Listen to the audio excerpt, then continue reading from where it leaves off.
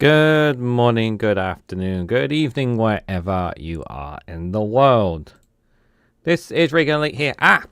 Blaming hat. Still, it's too big for my head. It's too big. God damn it. Look at it. It's just like, ugh. Like that. That's way too big for me. Let's see if I can get it on properly, guys. Hello. How are you guys doing? Hope you guys are all doing well. Yeah, I know. It's too big for me, guys. Why did I get this Christmas hat? Why did I get this Christmas hat? Can I make it stand up on its own? I can believe it. Believe it or not, there. I can. Well, I'm going to keep playing about with it, and then I'll take it off it because it will annoy me. Hello, everyone. How you guys doing? Hope you guys are all doing well. Hope you're having a good Monday. I generally hope you're having a good Monday. I have some news, some updates I'm going to come to you guys in just a moment from this morning. And I will continue to keep you guys updated every live stream that I do throughout the process. But I just want to say welcome to... man, I hate that they've changed the... I hate that they've changed the studio setup where the live stream is. They changed it, and I don't like it. You could actually... It's not the same as it used to be. It's very annoying. Welcome to Reganelite's Viewpoint, episode 128, here on the 15th of December. 2025 at 8 PM UK time. We are dual streaming live on youtube.com/Reganelite and on twitch.tv/Reganelite1. Just a reminder, guys, I am literally one subscriber away from hitting 2,500. So if you know somebody that can help me get over that line, that would be greatly appreciated. We are so close to reaching that goal, guys. Let's try and hit that tonight if we can. Obviously, that is the goal for the end of the year. If you guys want to help me get over that, it will be greatly appreciated. We've got 5 stories to cover here tonight on the show that we're going to go through here, plus 2 funny videos as well. So we'll definitely get a few laughs here and there. I generally thought about doing the Discord after chat, but I do have some other things I need to take care of. I did say this already to people on the Good Morning Show. But I'll just remind people here now, there will be no live streams on Wednesday, no live streams on Thursday, just for reference again, because I'm going away for 2 days, just as a reminder. But for those who are in the chat, Pete's Music, good to see you there. Always jamming to some music there, aren't you, Pete? Good to see you there. Person Impersonator, good to see you there. Jao, one of our moderators, good to see you there. Hope you are doing well. Guys, make sure you check out Jao's YouTube channel as well. And Indie Duck Mel, right, is in the chat as well. Good to see you there. Hope you are doing well. So just a quick update. Ellie, I just see you just chat to pop up there. Good to see you there. Hope you are doing well. So a quick update, guys. So I don't know if I'm pretty sure I was speaking to a bot, but I spoke to something. Pretty certain it was a bot anyway, via YouTube.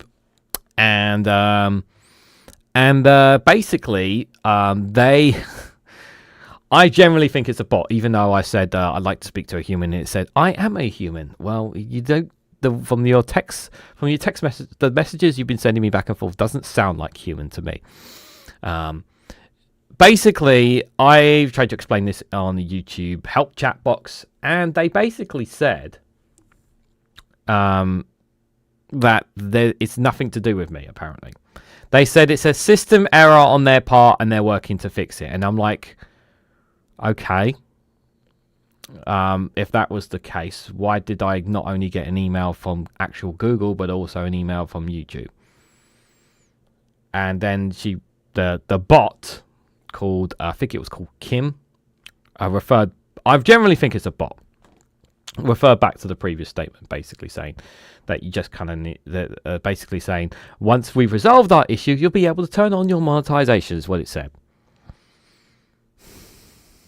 I have the transcript of it all as well.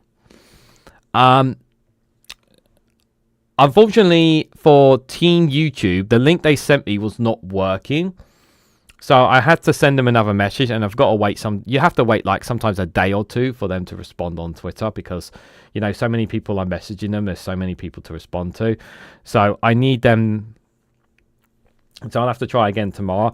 Obviously, Wednesday and Thursday, if they try and get in touch, I'm going to be very limited to what I can do, because I'm not going to be at home, and the internet where I'm going is not going to be great. And I'm just not going to be bothering with it on Wednesday and Thursday about this, because I want to go and have a kick-ass time where I'm going.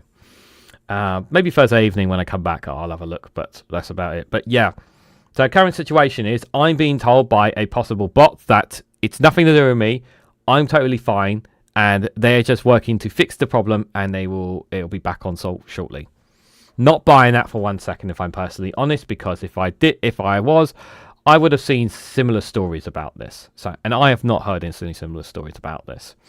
I know that someone had the same issue as me, because someone claimed on Twitter that they had the same issue as me, but that person only had one following or something. So again, I'm very skeptical of that there as well.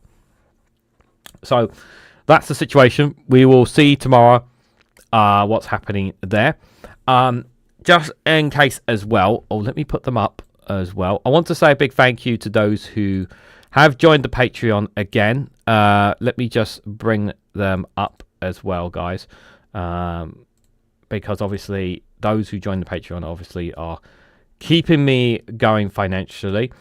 So let me just quickly just do this before we get going, guys.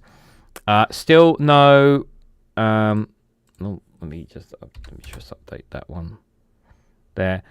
Still no buy me a coffees yet there at the moment, but I want to say thank you to Alistair Keir, became a Patreon supporter today as well.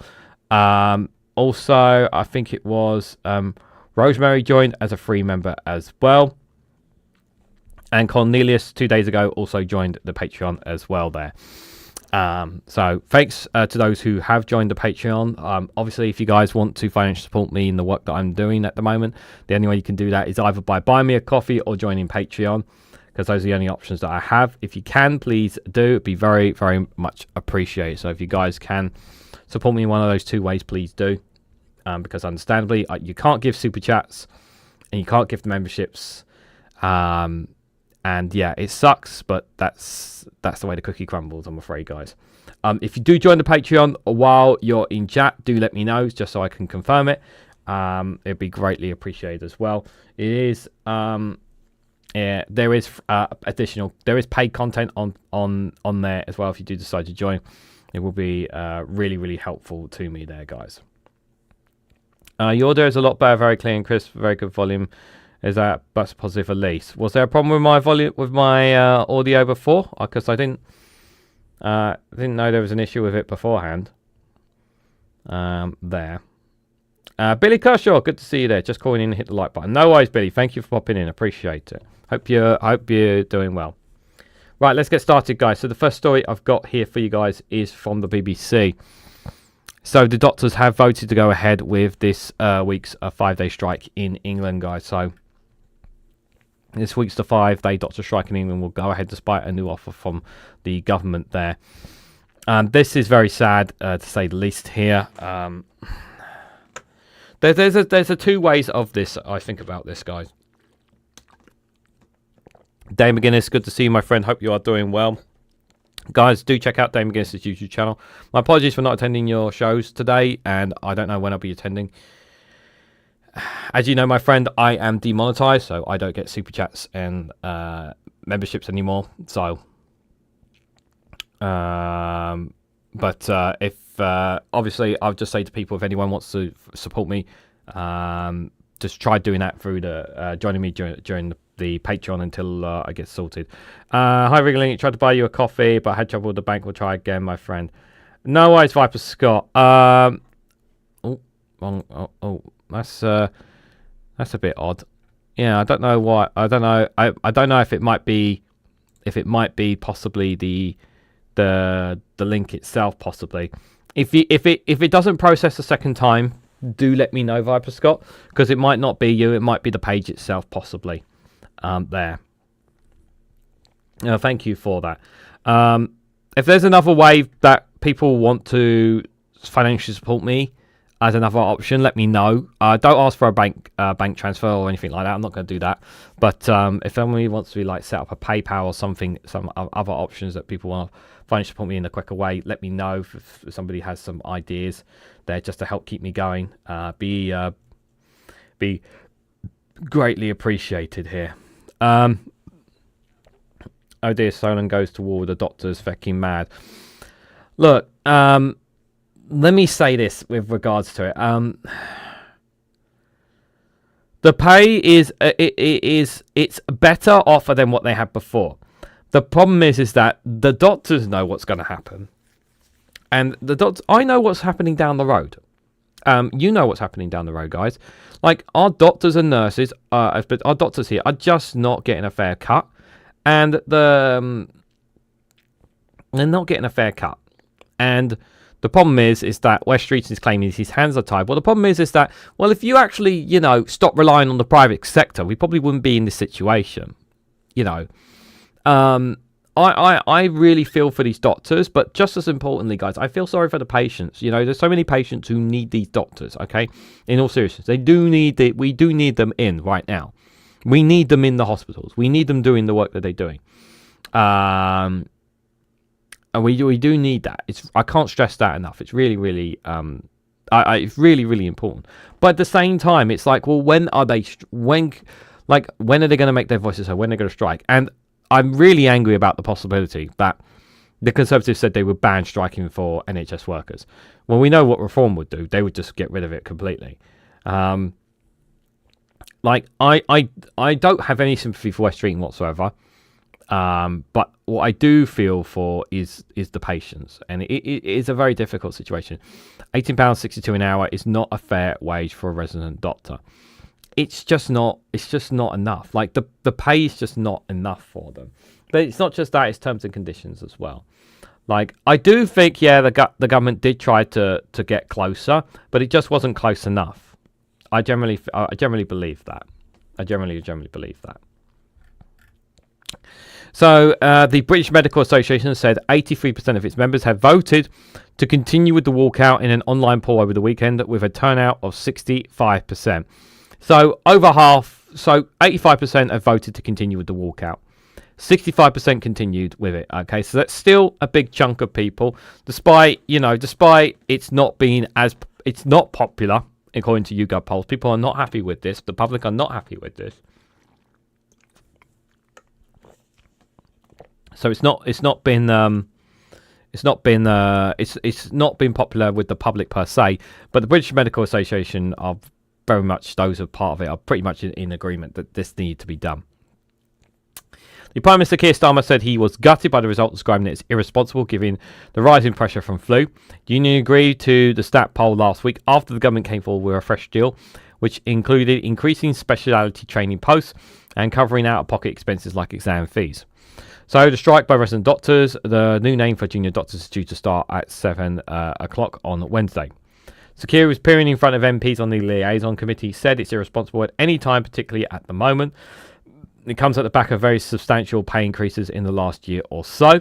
Quote, there is a deal that we put on the table that could have been taken forward, so I think it's irresponsible action by the BMA, and not for the first time. The offer did not include any promises on pay. Health Secretary West Streeton has maintained he will not negotiate on that after resident doctors' pay had been increased by nearly 30% in the past 3 years. The BMA argued that despite the pay rises, resident doctors' pay is still a fifth lower than it was in 2008, once inflation is taken into account. Streeton said the pay demands were fantasy, and he added that the BMA has chosen Christmas strikes to inflict damage on the NHS at a moment of maximum danger.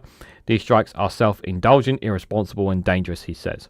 He said he hoped resident doctors would still go to work, saying there is a different magnitude of risk striking at this moment. Data shows the number of patients at hospital with flu has risen by more than 50% in a week, topping 2,600 in the first week of December, with officials warning that there is still no sign of it peaking yet. Flu came in early this winter and looks particularly nasty season. The strain is circulating around H3N2, not HS2, guys, which tends to cause more severe illness and is mutated somewhat, with fears that people may have less immunity. That's quite scary, having less immunity. This will be the 14th strike in the long-run dispute, which began in March 2023. Resident doctors, which represent nearly half the medical workforce, will walk out in both emergency and non-emergency care. Senior doctors will be drafted in to provide cover. So how much will resident doctors be paid? This is the basic pay at each point on the pay scale in England. For pay rise in 2023, 2024 and 2025 respectively. They're achieved in years 1 and 2 and typically achieved to 3 to 5 years here. So this is the point of the pay scale. Here's what they're looking at here. And the argument is that it's just not helping here. It's just not enough for them here. I generally don't think this is like, I really don't think this is greedy. I can understand why people think this is greedy from the perspective of like the health secretary has pushed to give more to them when they first came in the Labour government. They did do that. But the thing is that the gap hasn't, that you have to remember is that they haven't had a proper pay rise since 2010. And like, I want to see them bridging that gap. And they're not really bridging that gap. And the problem is they're just not getting close enough to that gap, doctors, on it. It's very frustrating indeed, guys. There. Hold on. Let me just switch my chats just so I can see all messages there. Hi, Sarah Davis. Good to see you there. Hope you are doing well. And Larry Dance Off there. Good to see you there as well. And anybody else lurking in the chats. MPs never have to worry about getting a pay rise. Yeah, they should get a pay cut, MPs. They should get a pay cut. They should get a pay cut. BMA resident doctors leader, Dr. Jack Fletcher, said the resounding response should leave the health secretary in no doubt just how badly he has just fumbled his opportunities to end industrial action. He said, quote, tens of thousands of frontline doctors have come together to say no to what is clearly too little too late, he added. He said any solution had to address pay. He added the union was committed to ensuring the patient's safety and would be in close contact with NHS England throughout the strike to address concerns as they arise. Rory Delegan of the NHS Confederation, which represents hospitals, said it's bitterly disappointing that the BMA has rejected this offer and chosen to continue with the hugely disruptive strikes. These strikes come at the worst possible time with rapid rising flu levels, putting huge strain on the hospitals. If BMA members had instead voted not to continue with this week's strike, it would have then triggered a new survey on the actual deal that the government had put forward last week.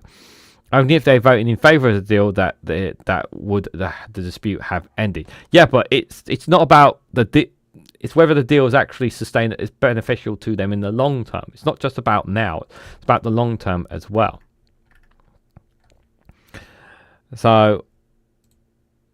So what are they? So resident doctors and qualified doctors who have completed their medical degree used to be known as junior doctors.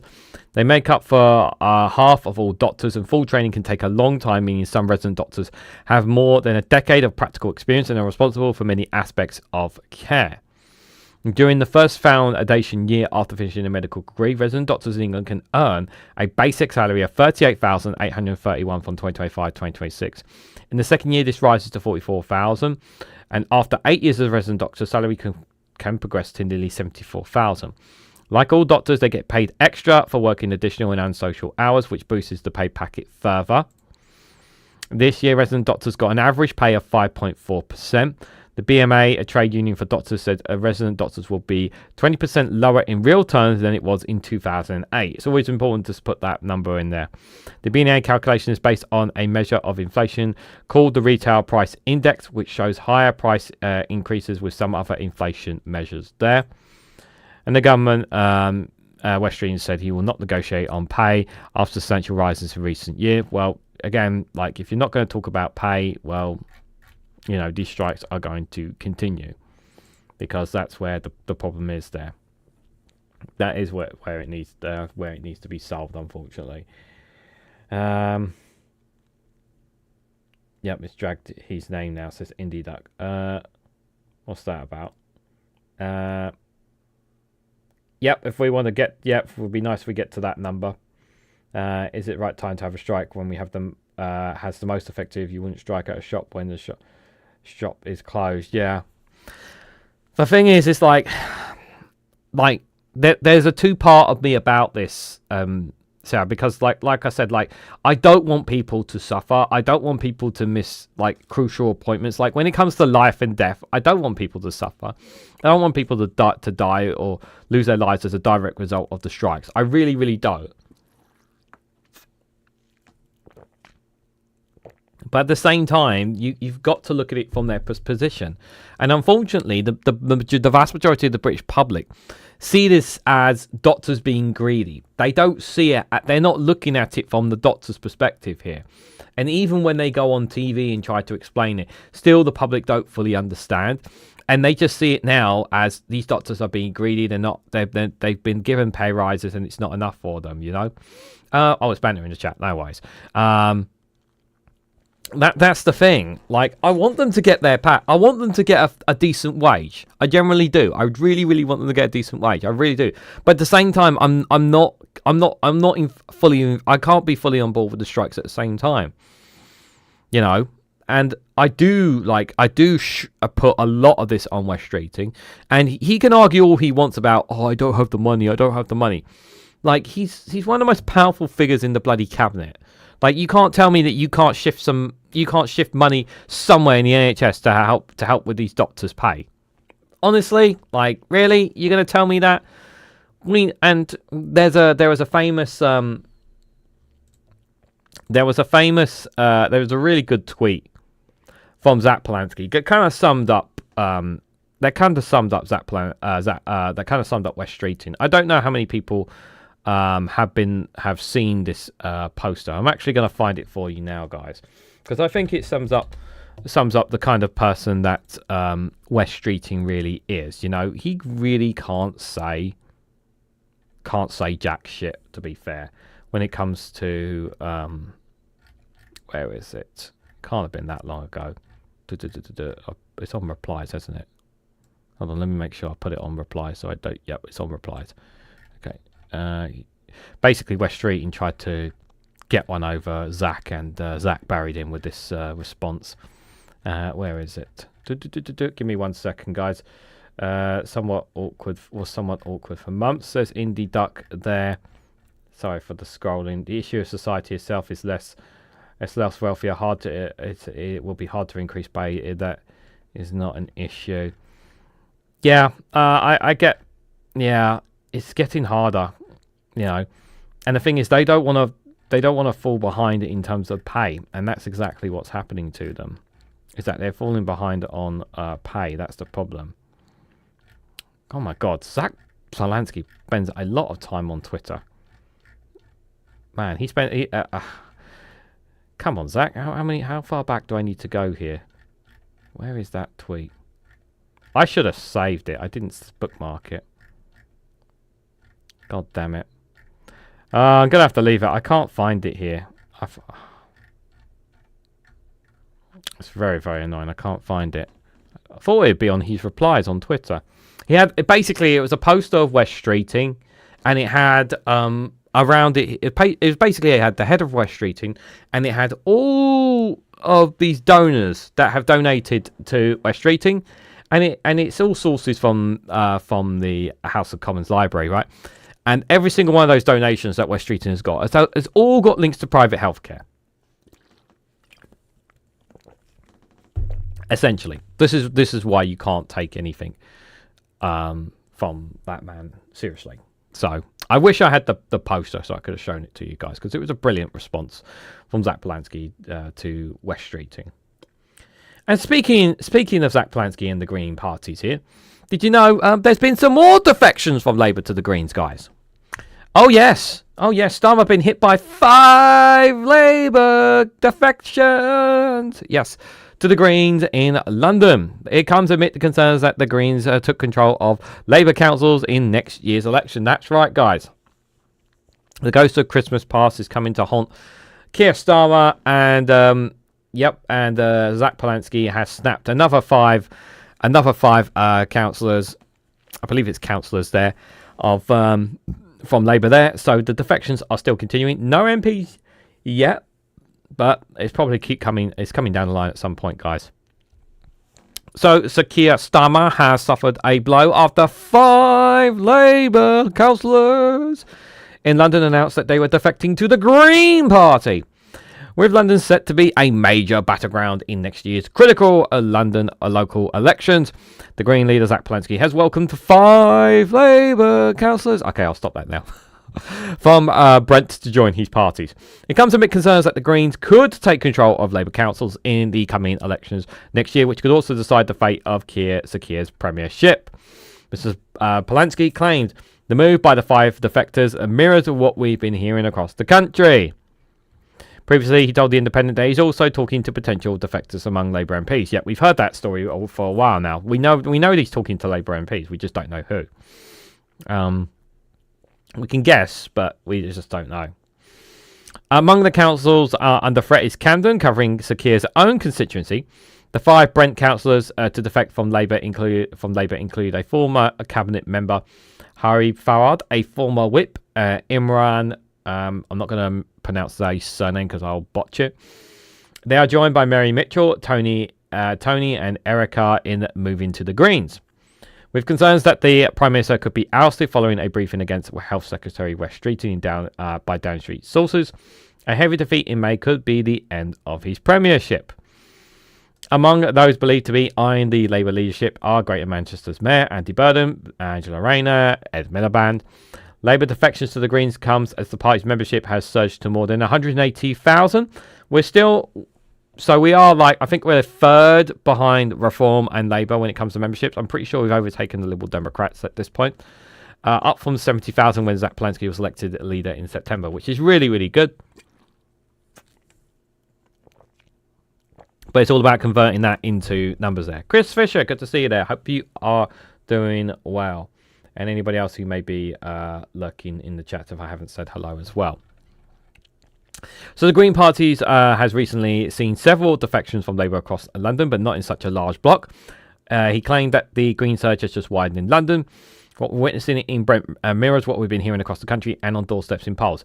I'm hearing there's a very possibility that quite a few councils are really going to flip to the Greens from Labour. Labour have been very strong in the capital, but the Greens are very appealing.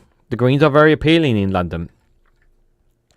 Good Labour councillors can see Labour has abandoned any sense of progressive politics, and it's showing absolute cowardice in its doomed attempt to outperform reform with policies of division and scapegoating. Increasingly, people are finding the alternative they need by joining the Green Party and working for a better world shaped by hope rather than fear. In the elections in May, it is the Greens who will be taking the fight to reform, and we will show our intent today in Brent. This is just the start. Defections to the Greens from Labour mirror a similar political phenomenon on the right of politics, where Conservative councillors and ex-MPs have flocked to Nigel Farage's Reform UK. And in the polls, Labour are averaging around 20% after just 18 months in power, with Reform at around 30%, and the Greens climbing to around about 20%. It's going to get to a point, guys, where Reform Russia will have to introduce a one-in, one-out policy of Tory defections, just for their sake. I think they should look into the possibility of that, a one in, one out there. But once again, people are seeing the writing on the wall of Labour. There are people who are still with Labour, they want it to succeed, and they're trying to keep it going. And the reality is that they're not listening enough to the concerns of the public, and they're thinking more. For me, Labour are at this point where they're thinking more about how they maintain their grip on power rather than how can we actually make people's lives better. And that's the thing. People are more concerned about... But I feel like politicians these days, they're only just caring about staying in power, keeping their wealth, not thinking about the ordinary people. And I know that when you go into government, you can't please everyone. I get that, but it just feels like to me, they're trying to appeal to the right and they're trying to appeal to the left. It's just not going to work, guys. It's just not going to work. Sorry, guys. Going to have to take the hat off. It's becoming too much for me, Gare. It's just not ideal, guys. It's a real shame, guys, that the gang behind me cannot be... that we can't use custom emojis anymore, guys. It's a really sad state of affairs that the gang have been silenced by Google for taking away our memberships, guys. It's very, very, very sad indeed. Ollie is very depressed about it, in particular. The next story I've got for you guys is from The Guardian here. So, Home Office fails to protect vulnerable migrants. The High Court judge has ruled. Judgment finds the system designed to protect against inhuman and degrading treatment unlawfully failing for years. This is so infuriating, and we know that the Conservatives and the 14 years of austerity that they've imposed in cutting down so many things, you know, pretty much everything in society suffered. Everything suffered in society as a direct consequences and actions by the Conservative government. And the thing is that the Labour government have been left with that you can't take away from the fact that the Labour government have been left with such a mess. And yes, they have been in power for a year and a half now, over a year and a half. But I've always said that it takes a long time to fix things than it does to break things apart. And in this instance here, you can't really pin this on Labour. They've been left with the situation. They've been trying to clean up scraps on this here. I would like to think that they are doing more to protect the vulnerable before this ruling, but I honestly don't know the answer to that. The other problem as well is that I don't think it's so much on the government. It's just because of the contracts.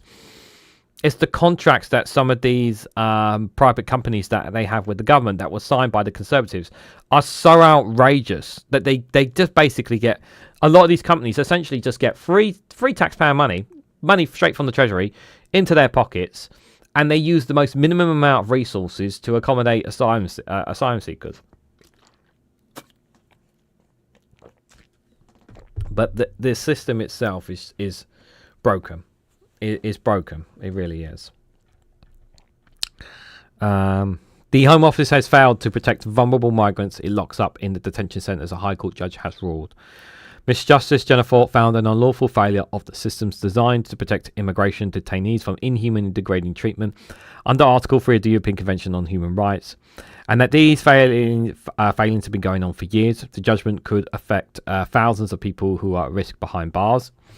The case was brought by two detainees from Egypt and Bangladesh who were detained between 28th of July 2023 and the 11th of March 2024. Both were detained at Brook House Immigration Detention Centre near Gatwick, where undercover filming by BBC Panorama revealed abuses of vulnerable detainees by guards in 2017. The subsequent Brook House public inquiry raised multiple concerns about the risks of vulnerable immigration detainees. The focus of the case was on a safeguard known as Rule 35. It required medical practitioners at the detention centres to issue reports to the Home Office when they have concerns about specific vulnerabilities, such as suicide risk or mental health problems, which may make a person unsustainable for immigration detention, so the Home Office can urgently review their continued detention. The men who brought the case displayed worsening mental illnesses and signs of serious self-harm while in detention. Both had periods on consistent suicide watch after a separate process known as the Assessment Care in Detention and Teamwork Process, the ACDT. What are we doing here? What are we doing here? We should be doing absolutely everything we can to help these people. This is horrible reading this. You know, this is absolutely horrible. These are human beings. Like, forget the fact that they're migrants. Yeah, these are human beings. And we're treating them in such despicable and degrading states. Like, what is wrong with us? What is wrong with the government in treating people like this? It's an absolutely diabolical situation. It's really, really disgusting. Sorry, Gal just says he's trying to solve it for now, but we can only help him. Yeah. Channel's been demonetized, Kirsty. Yeah. Please, if you want to know the story about why my channel's been demonetized, there's a video. There's a video on the channel. You can find it. It's under highlighted. The Google Ads explains what happened with it. Who is surprised in inhuman treatment by the state, says David Guinness. Unfortunately, I hate. Look, I gotta be honest. I hate that. Like, we are, like, we should be expecting better. Like, we should be expecting better.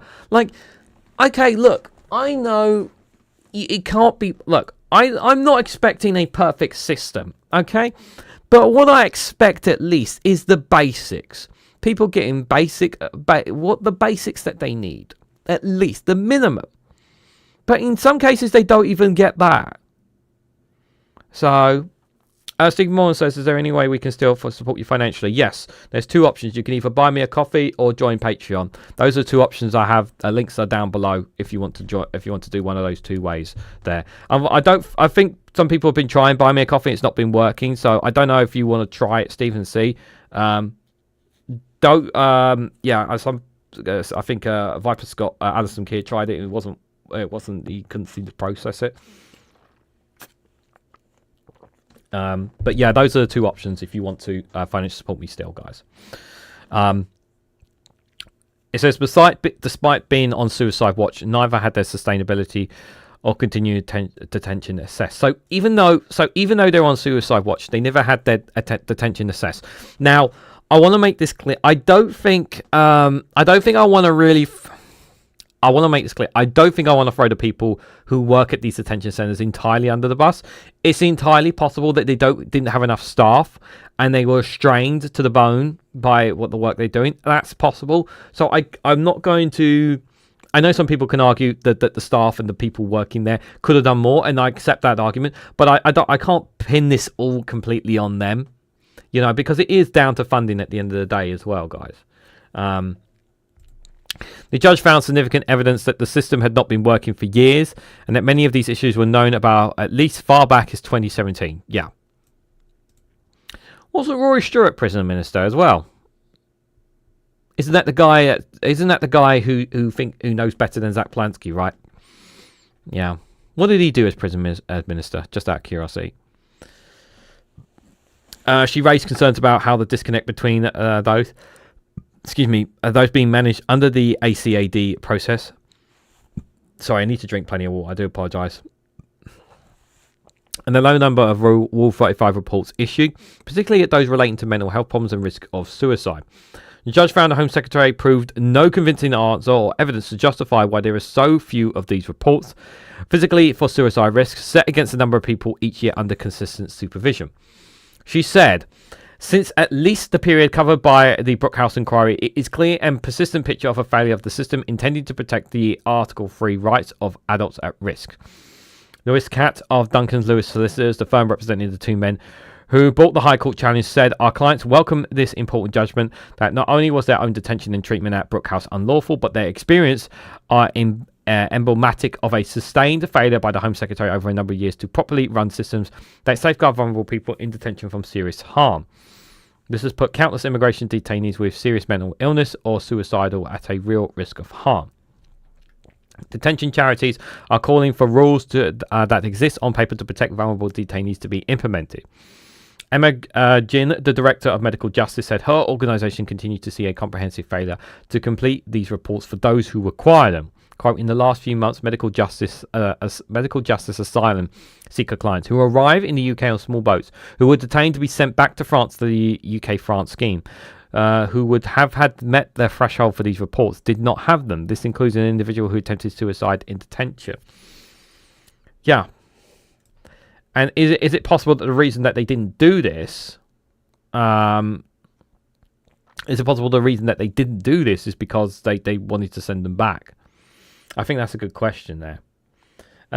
Sorry, Steve. Good morning to you. I hope you are doing well. Yeah, normally, you drop a super chat, but you won't be doing that for a while, my friend. I'm sorry. I'm sorry about that. But it's good to see you there. I hope you are doing well. It's entirely possible that a failure to prepare one of these reports could be in factor in whether an individual's attempted suicide or indeed dies by suicide. And the Home Office is saying they're committed to carrying out dignity and respect, the usual gibberish from the Home Office saying that they care about this and whatnot.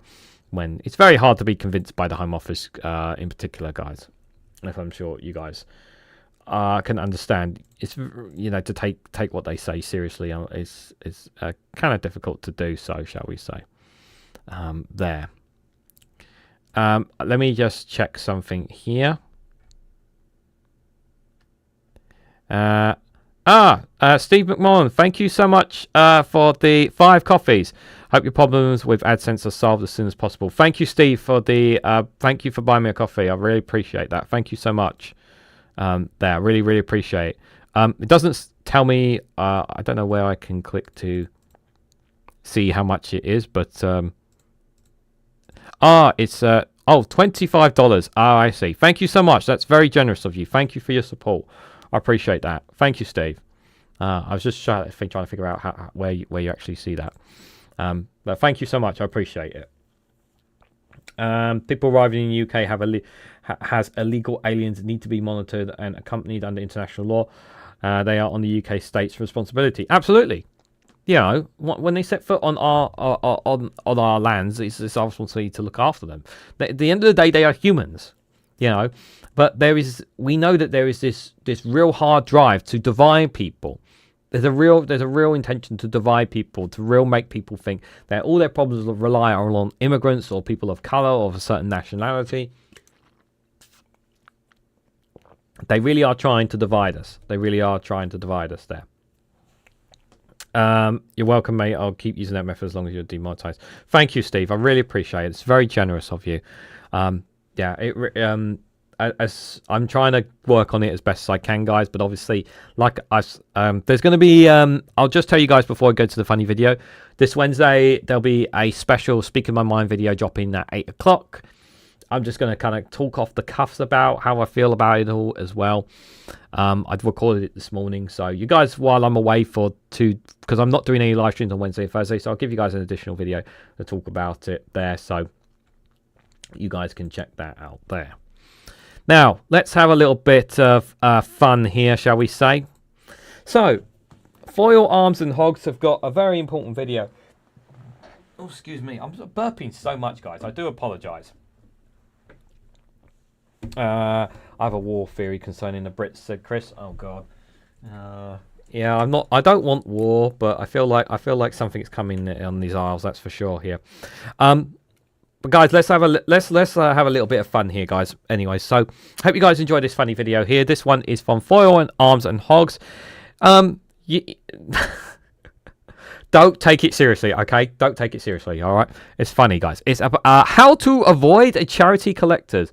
So you know how those charity collectors, I don't know if they really get in your face and whatnot.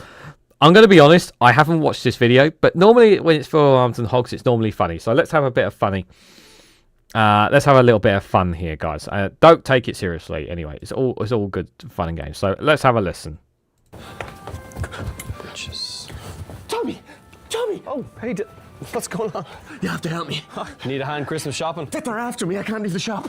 What? They're out there. Get down. What's going on? Who's out there? Charity collectors. Charity collectors? They've been following me since Henry Street. Seriously? Cancer, homelessness, the Dogs Trust. They're hunting in packs. You know, if you don't want to donate, you can just say no. You don't understand. They're professionals. You can't just say no. They're trained for that. Just go out to Mary Street. They've got all the exits covered. I don't know what to do. Just be honest with them. Say you don't have the money. That's the problem. I do have the money. Oh. Oh, guilt. It's killing me. It's Christmas. I think you might be being paranoid about this whole thing. They've got my family. They have your family? Deborah. She signed up for a monthly direct debit with the Red Cross. Well, I mean, they do a lot of good work, so... Do you think they can get in through the fence? Don't be ridiculous.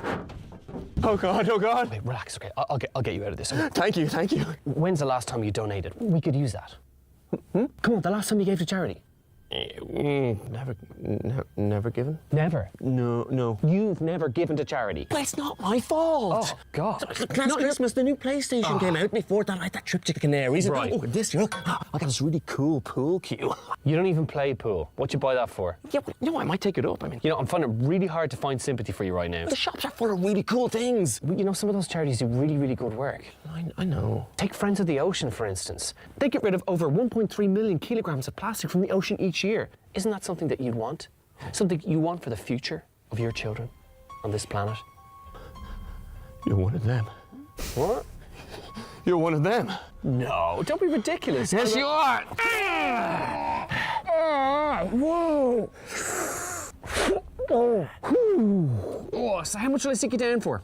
My God, you guys are determined. You say a tenner a month? $5. Absolutely, just sign here. You've done a great thing today. Whatever. Oh, hi. How's it going? Do you have a second for Friends of the... If you're looking In the end, he got caught out. Oh, what have they got there? Just out of curiosity. To give to charity this year, our chosen charity is the Capuchin Day Centre for Homeless People. Yes, and if you have money left over, want to buy some of our merchandise? So they got a charity there if you guys want to look at as well on their webpage there. The Capuchin Day Centre for Homeless People there in Ireland. So if you guys want to support them there, feel free to do so there. Obviously, it's all, obviously this time of year, obviously charities out there, obviously they need as much help as they possibly can. If you can help, great. If you can't, obviously, best thing to do with charities is to try and share them and get them out there as much as you possibly can. I know it's difficult for people out. I know it's getting difficult for people out there, but if you can help them, it'd be greatly appreciated, of course. There. I've never got into the Christmas shopping spree. Well, luckily for you, Joe, I finished my Christmas shopping just before Christmas, and I need to. I've got one more gift coming, which I should hopefully get before this weekend, because it's my partner's birthday this weekend. Hopefully, it'll come. Not my fault, by the way. I ordered it more than a month ago. Just for reference, there. Mind you, though, I got plenty of gifts anyway, so I'm safe, guys. I'm safe, just for reference, and they're already wrapped. Anyways, let's switch gears, guys. So I got next story I've got for you guys here is from the paper. So Labour have been accused of cutting cash for high streets in rural areas. County councils are facing facing a cliff edge in their attempts to boost economic growth locally, authorities are saying here. So they're being accused of cutting the cash in rural areas here. I don't know. This is very, very concerning indeed. I'll go as far to say this is bloody outrageous. We're not supposed to be seeing any cuts for councils in any way, shape or form. In my view, this should not be happening in any council, regardless of whether they are Labour or Labour, Tory. I don't care what area they are from. The fact that we are having cash being cut in areas is bloody disgraceful. Should not be happening in any way, shape or form. And we're talking about rural areas. We're talking about places where there's not a lot of job opportunities for people, especially young people. They are limited by travel. So unless they drive, they're screwed. So it's a very difficult situation for them there. Our outlet gives to our YouTube and subscribers all the money to charity that works for the two Davies. Absolutely, guys. So if you want to support any charities whatsoever for Scotland, guys, you can do it through the two Davies YouTube channel. Any super chats that you do, if you subscribe to the YouTube channel of the two Davies and you give any super chats to them, all that money goes towards great causes there. Dave McGuinness goes out of his way to make sure that money, whether it's through that YouTube channel or other links to donate and whatnot, they don't take a penny of money from the work that they do on the two Davies channel. That goes directly to charity. So if you guys want to do that way as well for charities and the work that they do in Scotland as well, you can do that as well there, as my friend reminded as well. Jarrell says businesses need clients and people with money to buy things, not subsidies for business. Yeah. Chris says this is normal. This is the state going forward, and once the EU steal Russian reserves, the bond market, the ability to bond internally, will collapse because they view it as thefts there. So let's read a bit more into this story, guys. So funding to receive local communities and high streets have been drastically cut back or removed altogether by some councils. My key word there is some council areas by the Labour government. It has emerged. So the UK a Shared Prosperity Fund, SPF, which was launched under the previous Conservative government, had been worth around £900 million for county council areas to boost economic growth since 2022. But that pot of money will be replaced in March by two new funding systems, which will fall short of some areas failing to reach others, forcing many authorities in largely rural areas facing a cliff edge for economic growth funding next year, the County Councils Network CEC has said. So in a way, you can kind of say this is kind of like the cheek with the bus fare thing here. So The UK Shared Prosperity Fund, which was set up by the Conservatives, despite the fact that the ones who effed our communities, they're basically saying that money that they were getting was going to be a lot more than what Labour government are giving to them, and in turn it basically means that the councils are going to be facing a cut. Labour should be matching whatever the Conservatives were offering councils. Whatever system that they were going to be bringing up, they should be matching that funding, not reducing the funding, because that's practically a cut in doing so if you're doing that. These cuts will jeopardise the ability to support small businesses and create jobs and entrench inequality between urban and rural areas, the group says. The new schemes are Pride in Place, which are more targeted $2 million annual fund, focused on certain neighbourhoods within areas, and Local Growth Fund, which the government has said will be diverted to 11 mayoral city regions in the Midlands and the North. A survey of the CCN's 38 authorities reveal real concerns over Pride in Place's scope and the vast amount of money available. In many cases, Pride in Place's yearly funds are less than CCN's areas received via the SPF, and can only be spent in areas of government's choosing at a neighbourhood level.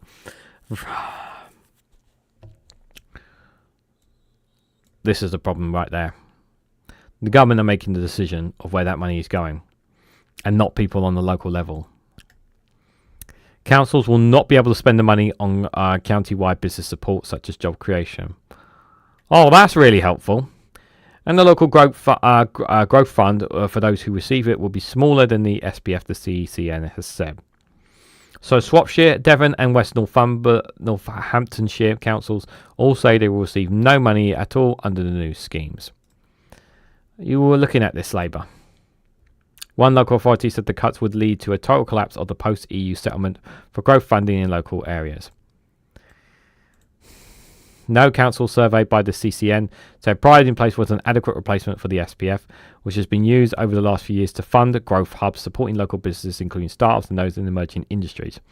9 in 10 councils were concerned that their areas would not receive any money from the local growth fund.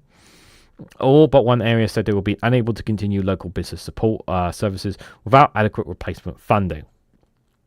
8 in 10 areas said the ending of the SPF would have a significant impact on job creation and business support, while several will begin to shut down growth hub programs, with some already beginning to make redundancies. 4 in 10 respondents said their job losses could reach up to 50 people in their areas, with even one saying there could be over 200, while 7 in 10 councils said they will no longer be able to fund employment support programs and upskilling. The 7 in 10 councils said they would no longer be able to fund high street improvements and community projects. And 6 in 10 said it would impact tourism. The CCN, whose members provide more than half of England's jobs and businesses, said cutting funding would hold back British productivity, with national economic growth already sluggish. It's not just about growing. You can keep talking all you want about growing the economy, but if we're not even going to help local economies, never mind just rural economies, if we're not going to help on a local level here, how are we expecting to thrive? How are we expecting to get out of this rot here? If you're not even going to provide enough funding for these areas, I want to see rural areas doing well. I don't want them being abandoned and left behind, but that's exactly what appears to be the case here. The group said the shift under the local growth fund targeting mayoral cities. Yeah, the mayoral... it just comes across to me as, let's put money towards the mayors, and that way we can win them over because we're showing we're investing in these areas. Look, we're investing in the north, or we're investing in the Midlands, or we're investing in certain areas. But it's like, but what about the smaller areas, the ones that don't have much there, That's the other thing there. I'll have a look at the end of Scott. Thank you. The group at the end of this piece here. The group said the shift under local growth fund targeting mayoral city regions in the Midlands and the North risk creating a lopsided system that prioritises urban areas at the expense of rural and county communities. The councillor Steve Broadbent, a finance spokesperson for the CCN, said, at a time when government has made economic growth its key priority, it is concerned that the government actions suggest it believes growth can only happen in urban and city areas, creating a lopsided a system of have and have-nots. On the contrary, counties are on the backbone of the English economy and vital to its prosperity. Yeah, absolutely. The councillor Rob Wilson, a cabinet member for economic growth at Shropshire Council, said not receiving any money under the Pride in Place or Local Growth Fund puts the authority, local business and residents at a major disadvantage. He added that over the past 4 years, Shropshire has used approximately £20 million from the UK's SBF to deliver around 60 projects, including business advice, training, tourism and cultural measures that have benefited communities across the county. And these projects will end in March, and without new funding, many cannot continue. Shropshire, as a rural area, already receiving less funding per person compared to others more urban places, and focusing on new funds on cities will make the equality worse. The councillor Simon Cleese, a cabinet member with responsibility for the economy at the Devils County Council, has said, at the end of this fund, with no replacement for large counties like ours, creates a cliff edge at precisely the moment when economic inclusion and business resilience needs greater support, not less. Councillor James Peter, deputy leader of West Northamptonshire Council, has said, at a time when economic growth is a national priority, it is concerning that county areas currently have no equivalent replacement funding. Without a clear route forward, valuable business support and economic development activity may be difficult to sustain. The government have been contacted for comment, but they can't be bothered to answer.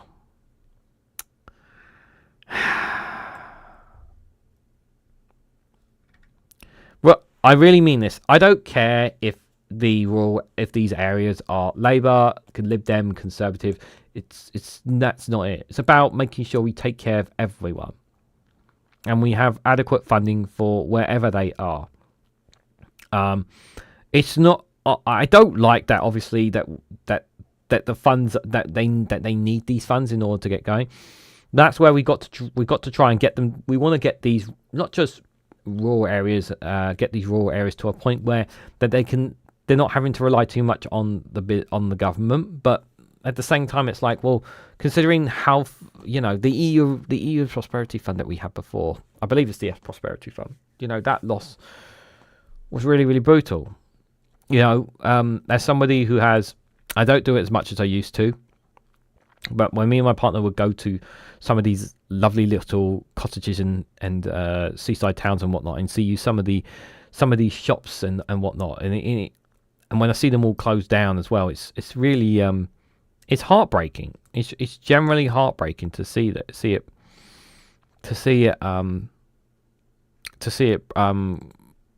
come down, guys. It really, really is. Kirsty, thank you so much for the $5 there for the coffee there, saying cheers, Reganelite. Thank you so much, Kirsty. I really, really appreciate that. Someone bought me 5 coffees, doesn't say who, to help you out this time. Another with $25 there. I'm not sure if I don't know if that was you, Viper Scott, or not. If someone wants to confirm that in the chat, that someone bought me 5 coffees there. Thank you guys so much who has for them. Really, really appreciate it, guys. It will definitely help. I'm not 100% sure that I'm not 100% sure if I'm still going to get my pay from Google. I honestly don't know for sure. I'm fairly confident. Next time I speak to someone from YouTube, I will ask that question just to say, like, am I still getting my pay? I'm fairly confident I'm going to get my pay from last month, but I don't want to say for sure. I don't want to say for sure, guys. Chris Fisher says, my town is a dive. Excuse me, Aberfroth. I hope I mentioned it properly, Chris. Apologies. Moth Rose. Let me bring this closer to me. Sorry. Montrose is worse, and everyone ignores Brefcombe. The whole of Angus looks like a third world country. No shops, no paint, no people. It's the ultimate in decline. I'm so sorry to hear that. I'm so sorry to hear that. I hate seeing boarded up shops. I hate seeing like old shops that were like more than 10 years or 15 or 20 years old, and they still not replaced them with new shops, and they just sit there derelict, especially in high streets and areas. It's really sad.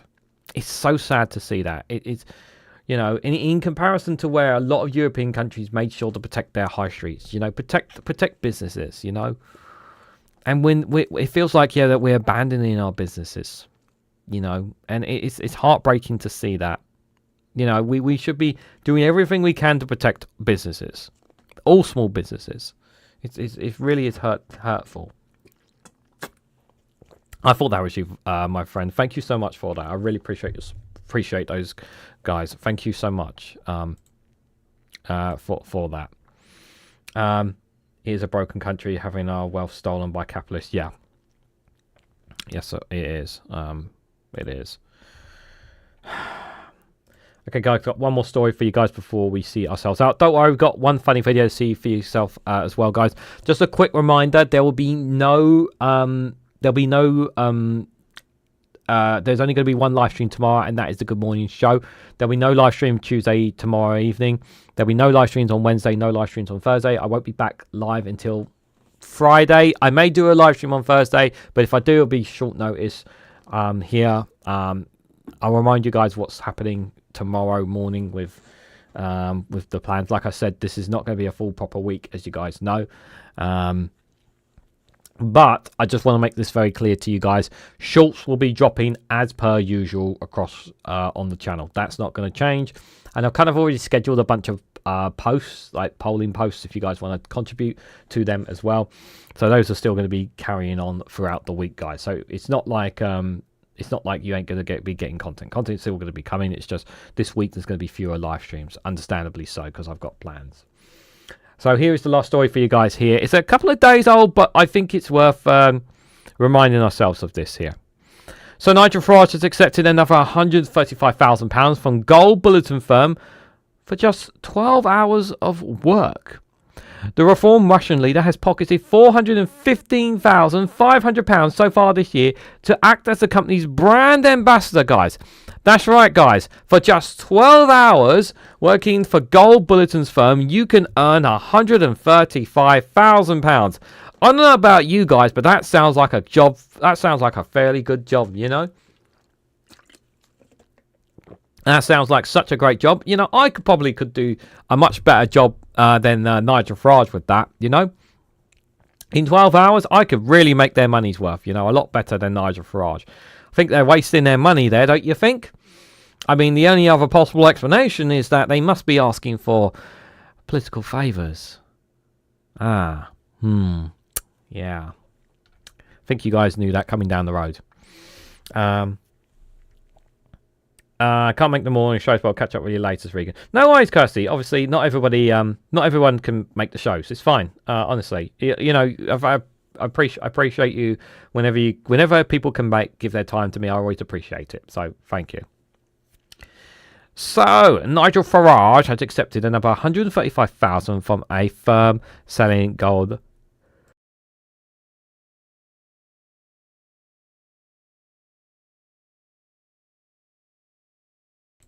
Okay, I'm done sneezing. I thought I was going to go on a tangent of sneezes there, but there. Gold Bulletin firm gets ripped off. It is Gold Bulletin gets ripped off as a it's a better headline.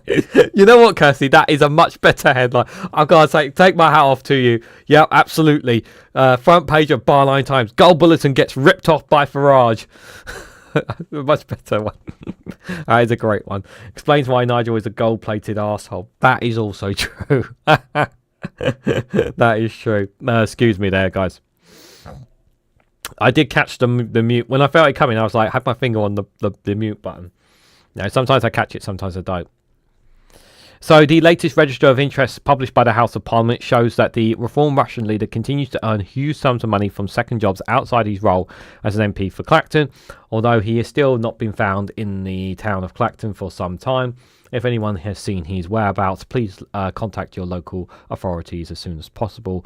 To the residents of Clacton, please contact your local police force as soon as possible to declare Nigel Farage MIA in Clacton. Farage, who acts as the company's brand ambassador, is pocketing an eye-watering £11,250 per hour to push the tax-free gold. Excuse me. This isn't the first time. Payment Farage has accepted from Mayfair registered gold merchants. Barline Times previously reported on two previous payments.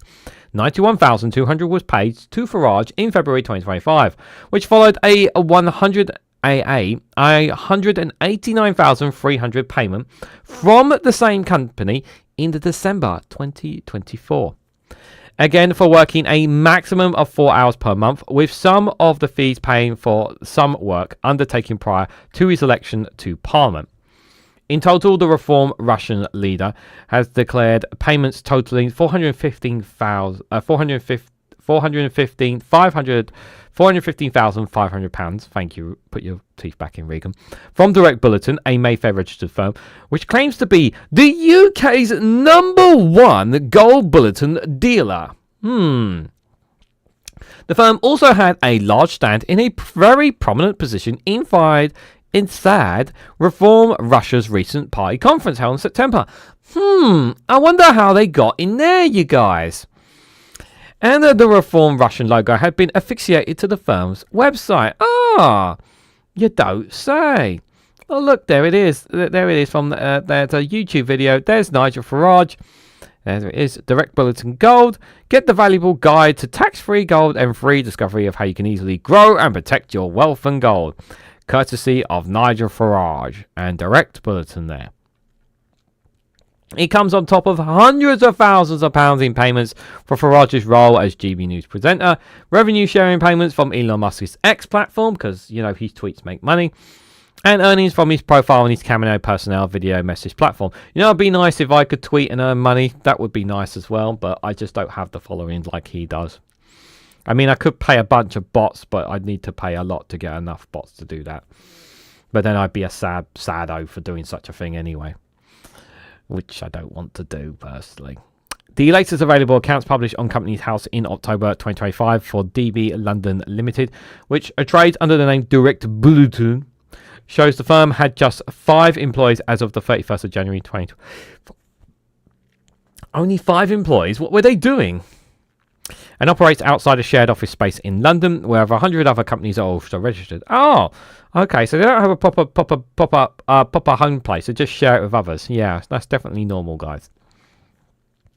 In June this year, DB London informed Companies House that the firm was now majority controlled by another company called 11 International Limited. It just feels like these companies are just popping up from everywhere, isn't it?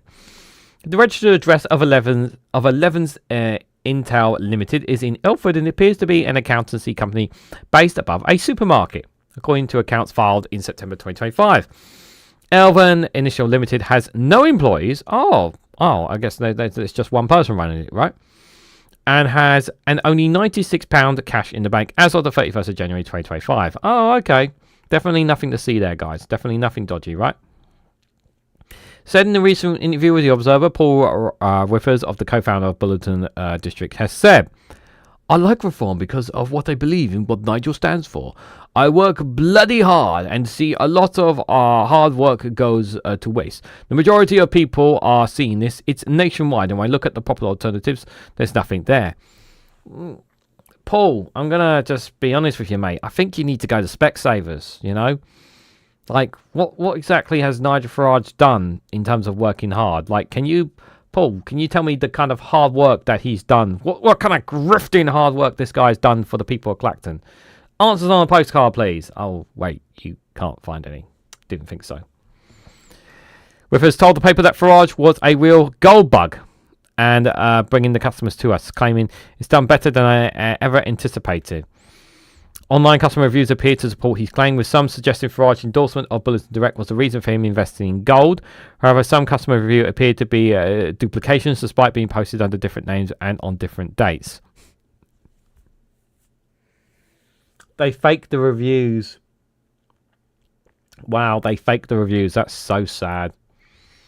The Bulletin Directory, which provides online reviews of gold and silver dealers in the UK, currently lists Direct Bulletin as a top-rated seller in the country. However, in some instances, these reviews also appear to be duplicates. 2 separate entities from April 2025 both use identical sentences to bolster their investments, increasing by 50% in value, and both repeat the same spelling mistakes.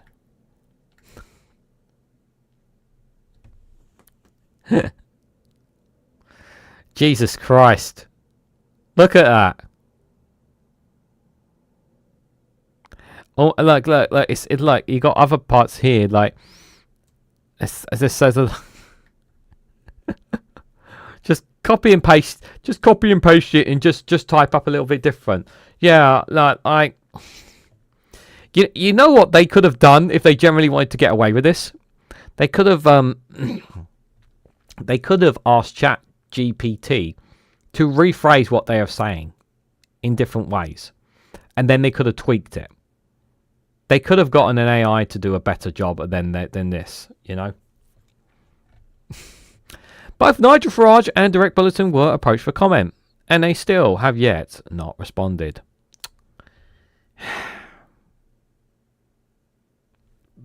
Even AI could have done better than the person behind that. Embarrassing, guys. As for Nigel Farage accepting more money, again, all the more reason why we need to keep this man out of power and keep him out of number 10. Because he is not serving the interest of the British public. He's serving the interest of those who will give him the most money. Those who will give him pay into the most influence.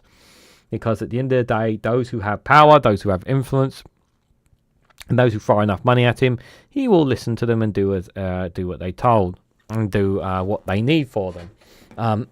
Believe me, when he gets into power, like, do not be surprised if there are, like, if we come to general election and Reform does get power, right? Don't be surprised if every single policy that they promised in the run-up to it gets scrapped and they just change everything over.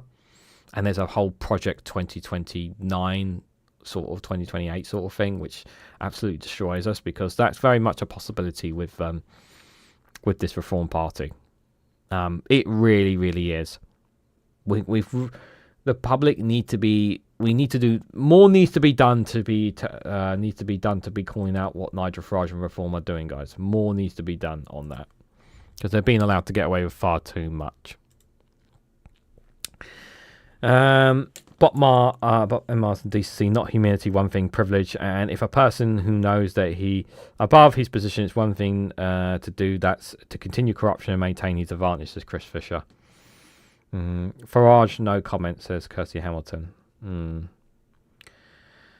It's frustrating indeed, guys.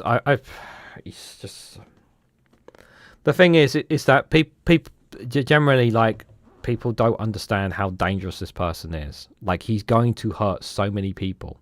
Honestly, people don't realize it. So many people don't realize it. They generally think he's going to be their savior. And I really do say, like, look at Donald Trump. Look what he's done to America. And ask yourself that. There's a lot of Reform voters who are not keen on Trump. They're not keen on Trump. And like, they don't see that iceberg coming in front of them. We've got to try and steer the ship. We've got to steer the ship in a different direction. So, guys, it got one last funny video to see ourselves out here. This one here is one from last week, but you know, can't go wrong with exploding heads, guys. You know, always love a phone call from Colin from Portsmouth here, but apparently Colin's been getting some nightmares, guys. Apparently Gary Lineker's been haunting his dreams. I hope Colin's okay, guys. Colin from Portsmouth is on the line. Hello, Colin. I am disgusted, Anthony. Absolutely disgusted. Gary bloody Lineker has started haunting my dreams. Sexy dreams, would you say? Probably quite... No. He was the ghost of Christmas past. He stood there whispering, "Be kind," and I screamed at him. Not in December, mate. That's the last thing I want to do. So you're Scrooge in this dream. That's quite on form for you. And then, right, the ghost of Christmas present comes barging in, and it's Keir Blimmin Starmer. He was banging on about bringing us stability, and honestly, it was so boring I fell asleep, even though I was already asleep. I think there's tablets you can get for that, actually, Colin. Next thing, in floats the ghost of Christmas future, which Nigel Farage, probably, yeah. And it was Of course it was. Pint of bitter like it was a sexy reindeer. Oh, gosh, that's lovely. What a Christmas thought. A future that he says I deserve, where Union Jacks grow out of the pavements, all countryside is either golf courses or car parks, and every TV station broadcasts Nigel singing songs about the Empire. And the lesson was, it was a warning to you, wasn't it, Colin? Well, a warning. Mate, it was beautiful. I loved it. He said, okay. All I've got to do to make it happen is to keep shouting into the internet. Anyway, mate, thanks for having me on. Love to the family. Love to the family and Merry Christmas, Colin. Have a lovely time. Winter Festival, mate. What's your privilege? Sure. Colin from Oh dear, oh dear. Oh my god, that face. I got that face there. Oh my dear, oh lord. Oh. Can never go wrong with Colin from Portsmouth, guys. Never go wrong with Colin from Portsmouth. Gang, I'm really sorry. I'm really sorry, guys. Yeah, they're really upset, guys. They're really, really upset that we don't have any emojis of them at the moment. Yeah, I'm sorry, guys. They're very grumpy about it. They're very, very grumpy about it. Yeah, they're not happy, guys. I've said this already, but I just want to remind people this before I go, guys. Like, don't be surprised if this doesn't get sorted till next month or even February. I'm not expecting remonetization to be fixed anytime soon because we're coming up to Christmas, and I'm not expecting it to get resolved before Christmas. I'd be shocked if it gets resolved before Christmas, guys. If it does, it'll be a great Christmas present. But we're still gonna keep doing what we're doing on this channel, and I want to remind people as well that I'm going to be doing a Christmas Eve show. Our good friend Dave McGuinness is obviously going to be doing a show on Christmas Day, but on Christmas Eve, guys, I'm going to be doing a show at 8 o'clock in the evening, and we're going to have a fun show. We're going to have some good news stories, we're going to have some funny stories, we're going to have some funny videos, and we are going to have a blast. Yeah, we are going to have a blast. So if you guys have got no plans on Christmas Eve and you want to join me for a bit of laugh and whatnot, you can join me here on this channel here, guys. If you want to see my live stream schedule, do have a look on the front tab of the homepage as well. And I want to say a massive thank you to everyone who gave, everyone again, quick reminder, let me just refresh, things here. I want to say a massive thank you to those who joined Patreon today. Really appreciate it. Viper Scott, hold on, I'm in the wrong. You take me to the dash. Oh, I have to just double check all this sort of thing here. Notifications. There we go. Yeah, this is gonna be slow. I want to make sure I give credit where credit is due, guys. Oh my god, you're so slow. Aliston Keir, thank you so much for joining the Patreon membership. Rosemary for joining as a free member. Cornelius O'Connor for joining the membership as well. And just quickly before we go, just want to say thank you, Aliston Keir, for the 5 coffees, which is $25. Thank you so much for that. Very generous. Kirsty, thank you for the $5 there as well. And thank you, Stephen Warren, for the $25 there on the Buy Me a Coffee. Guys, really, really appreciate that support, guys. Thank you so much again. Obviously, we're still going to keep doing it. It's still going to keep going, guys. Don't worry. But you guys really have made my day, because, like I said, over the weekend has been really, really rough for me. So you guys coming out and supporting me, really, really greatly appreciate. Enjoy the rest of your evenings, whatever you guys have got planned. Enjoy the rest of your Tuesday morning. Have a great Tuesday, and I'll be back again tomorrow at 11 a.m. for another Good Morning show. Do join me for that show, guys, if you can. It'd be greatly appreciated. If you can't make it, don't worry about it. It's not the end of the world. As soon as this live stream ends, I'm going to timestamp everything for you guys as well. But before I go, if you can just do one last thing for me, guys. Can please hit that like button, share this across social media, consider subscribing as well. Let's get to that 2,500 subscriber mark, guys. We're so close to it. Let's get over that mark there as well. And do consider checking out Rumble as well. There's also content on Rumble as well. Like I said, Patreon, Buy Me a Coffee and all that as well. But there's links to other social medias of mine if you want to follow me on any of them. Links are down below as well.